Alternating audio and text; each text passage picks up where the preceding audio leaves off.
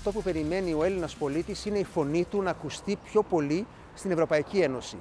Διότι θεωρεί ότι πολλά μέτρα από αυτά τα οποία σήμερα έχει η χώρα μας του επιβλήθηκαν χωρίς δημοκρατικές διαδικασίες και χωρίς αυτός να έχει λόγο για το αν τα δέχεται ή όχι.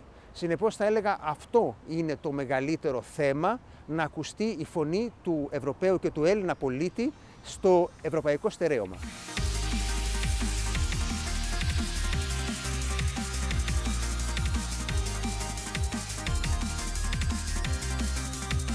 Για πρώτη φορά οι Ευρωπαίοι οι οποίοι θα ψηφίσουν στις ευρωεκλογές θα επιλέξουν τον πρόεδρο της Κομισιόν, δηλαδή του εκτελεστικού οργάνου της Ευρωπαϊκής Ένωσης, γεγονός που είναι πολύ σημαντικό γιατί αυτός ο άνθρωπος έχει πολύ μεγάλη εξουσία.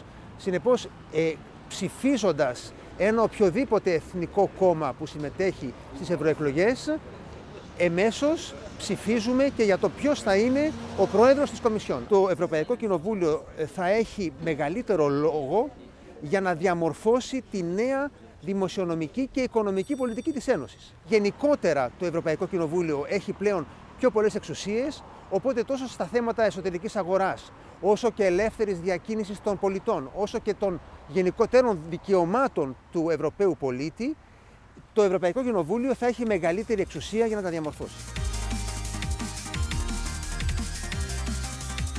Ο ρόλος του Ευρωπαϊκού Κοινοβουλίου είναι να διαμορφώσει όσο γίνεται καλύτερα τις προτάσεις της Ευρωπαϊκής Επιτροπής.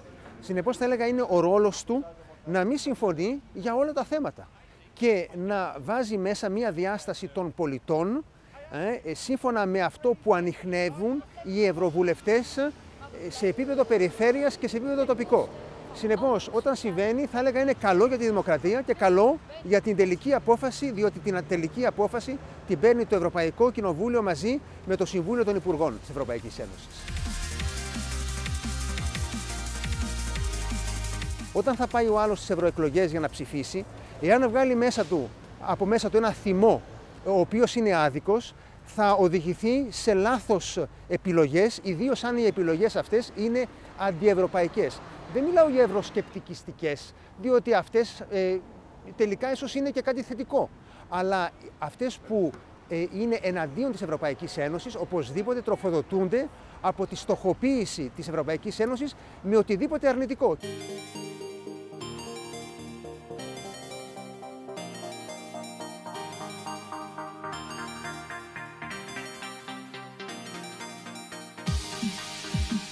Το μεγαλύτερο συμφέρον της Ελλάδας είναι οι αποφάσεις που την αφορούν να βγαίνουν μέσα από τους ευρωπαϊκούς θεσμούς και τις, θα έλεγα, δημοκρατικές διαδικασίες και όχι από έκτακτες διαδικασίες οι οποίες τέθηκαν σε εφαρμογή λόγω κρίσης.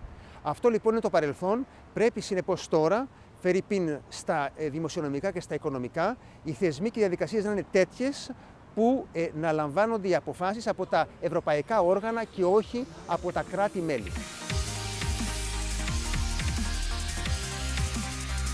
Καλούμε όλους τους πολίτες να πάνε να ψηφίσουν, διότι τώρα είναι η σημαντική στιγμή που θα διαμορφώσουν την Ευρώπη.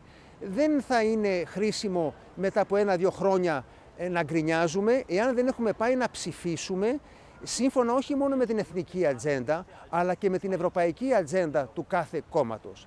Και θα έλεγα το ελληνικό πολιτικό σκηνικό είναι τέτοιο, όπου επιτρέπονται πολλές επιλογές για το ποια Ευρώπη θέλουμε.